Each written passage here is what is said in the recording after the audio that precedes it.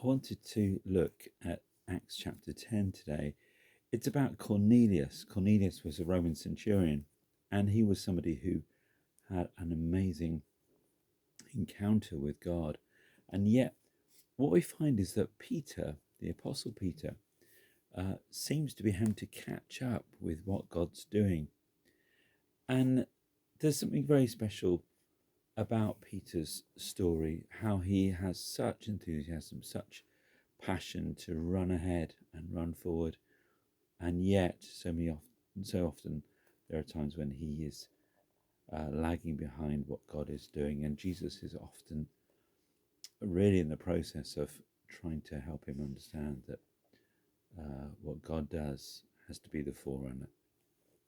Acts chapter 10, and this is something of the story of Cornelius. At Caesarea, there was a man named Cornelius, a centurion in the Italian cohort, as it was called. He was a religious man, and he and his whole family joined in the worship of God. He gave generously to help the Jewish people and was regular in his prayers to God. One day, about 3 in the afternoon, he had a vision in which he clearly saw an angel of God who came into his room and said, "Cornelius." He stared at him in terror. "What is it, my lord?" he asked. The angel said, "Your prayers and acts of charity have gone up to heaven to speak for you before God, and now send to Joppa for a man named Simon, also called Peter. He is lodging with another Simon, a tanner whose house is by the sea."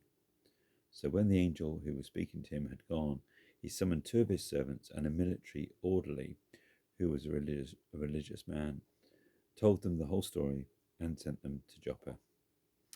And we find that Peter is having this encounter with God, preparing him for the guys who are going to come and knock on his door.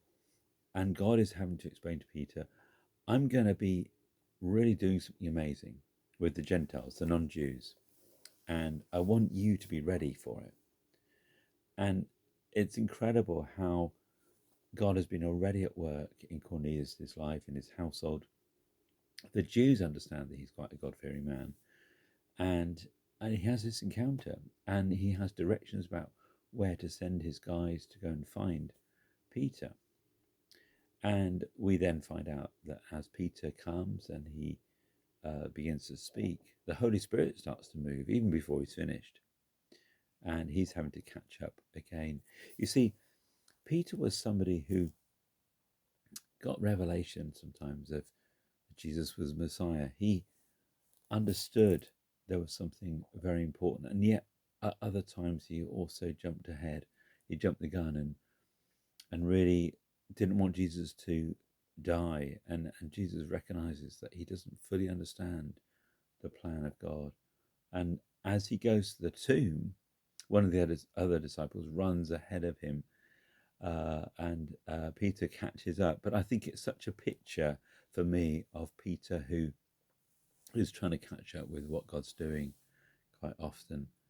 And there's that beautiful passage in John 21 where in many ways Peter has really failed the test. Jesus said, this is what's going to happen. You won't be up for the challenge. You're going to fail me. You're going to deny 3 times that you know me before the cock crows. Peter is absolutely devastated when he realizes that that's exactly what he's done. And is his position, is his possibility, is his future, are they all ruined? No, Jesus wants him to understand that he is going to be a rock, but it's going to be God who gives him that foundation.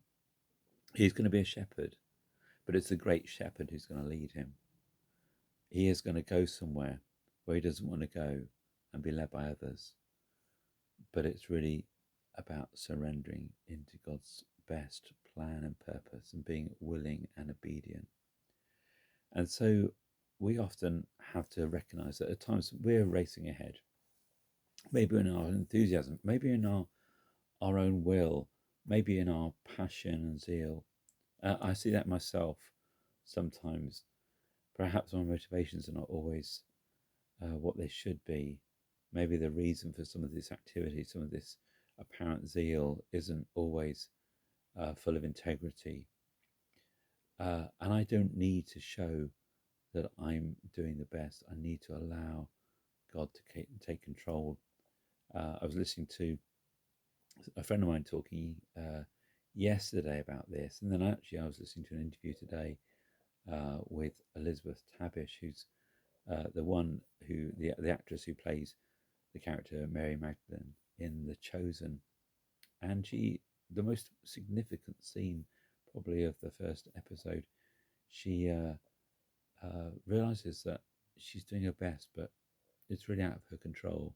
And the actual finished product is amazing when she encounters Jesus for the first time. But so much was out of her control as an actress, and yet God used that scene in a very powerful way. And so much is outside of our control. But may Jesus run ahead of us. May he be working ahead of us. May we allow ourselves to recognize that fact that the Holy Spirit is already at work very often, and we're just catching up with what he's already doing. Bless you.